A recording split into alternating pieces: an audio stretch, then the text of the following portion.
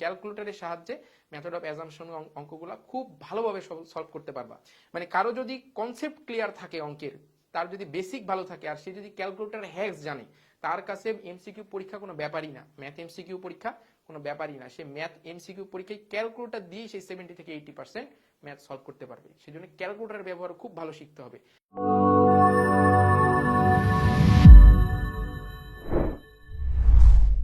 আসসালামু আলাইকুম, কি অবস্থা সবার? ই মাস্টারে তোমাদেরকে স্বাগতম।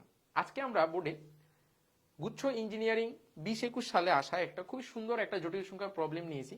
এই প্রবলেম থেকে আমাদেরকে কি বলছে, একটা অভেদ দেওয়া আছে, ঠিক আছে, বা একটা ইকুয়েশন দেওয়া আছে, left hand right hand side equal to right side, এবং এখান থেকে এক্স এর মান আমাদেরকে ক্যালকুলেশন করে বের করতে বলছে। তো এই রকম অঙ্কগুলা যখন আমরা সাধারণ নিয়মে করতে যাব তখন অনেক বড় হবে, ঠিক আছে, এবং স্টুডেন্ট সময় নষ্ট করবে, দেখা যাচ্ছে যে অনেক সময় প্রশ্ন ছেড়ে দিয়েও চলে আসতে পারে। তখন আমরা ব্যবহার করব কি, মেথড অফ অ্যাজাম্পশন, ঠিক আছে। এই টাইপের অঙ্কগুলো মেথড অফ অ্যাজাম্পশন ব্যবহার করলে খুব সহজেই তুমি এক্স এর মানগুলোকে কি করতে পারবা, বের করে নিয়ে আসতে পারবা। তাহলে চলো দেখি মেথড অফ অ্যাজাম্পশন জিনিসটা আসলে কি। তুমি ধরে নাও এই যে এখানে এক্স এর যে কোনো একটা মান তুমি ধরে নাও। তা আমি ধরে নিলাম যে x equal to 5, x equal to 5, x এর মান আমি 5 ধরে নিলাম। এক্স এর মান যদি 5 বসিয়ে দাও তাহলে এখানে কি আসছে, 1 minus 5i divided by 1 plus 5i equal to alpha minus i beta, ঠিক আছে। তাহলে আমরা এই লেফট সাইডটাকে রাইট সাইডের মতো একটা জটিল সংখ্যার আকারে প্রকাশ করতে চাই। তাহলে প্রকাশ করতে গেলে কি করি, আমরা এটার অনুবন্ধী দ্বারা লব আর হরকে গুণ করে দিব। তাহলে 1 minus 5i 1 minus 5i divided by 1 plus 5i into 1 minus 5i divided by 1 plus 5i equal to alpha minus i beta, ঠিক আছে।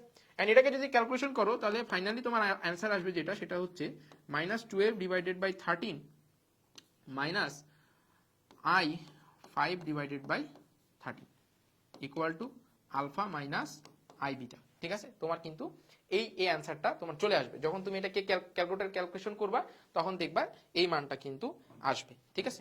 তাহলে এখন দেখো উভয় পক্ষকে যদি আমি তুলনা করি, এখানে যদি আমি এই পক্ষ লেফট হ্যান্ড সাইড আর রাইট হ্যান্ড সাইড তুলনা করি, তাহলে আমি আলফার মান কি পাচ্ছি, আলফার মান পাচ্ছি হচ্ছে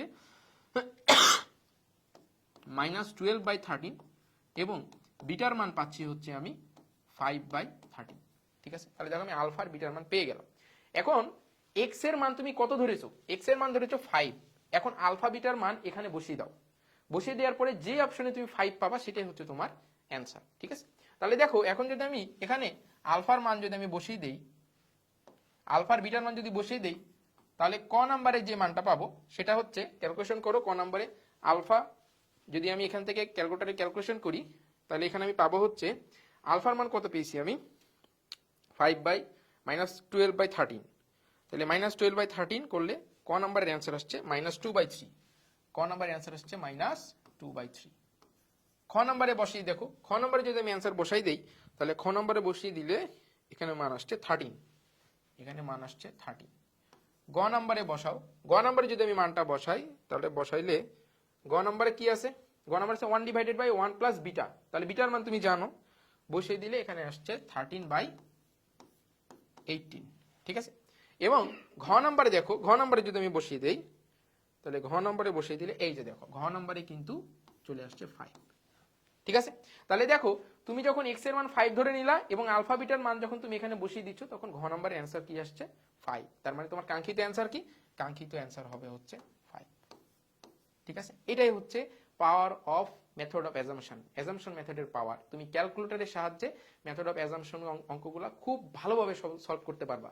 মানে কারো যদি কনসেপ্ট ক্লিয়ার থাকে অঙ্কের, তার যদি বেসিক ভালো থাকে আর সে যদি ক্যালকুলেটর হ্যাক্স জানে, তার কাছে এমসিকিউ পরীক্ষা কোনো ব্যাপারই না, ম্যাথ এমসিকিউ পরীক্ষা কোনো ব্যাপারই না। সে ম্যাথ এমসিকিউ পরীক্ষায় ক্যালকুলেটর দিয়ে সেই 70 থেকে 80% ম্যাথ সলভ করতে পারবে। সেজন্য ক্যালকুলেটরের ব্যবহার খুব ভালো শিখতে হবে।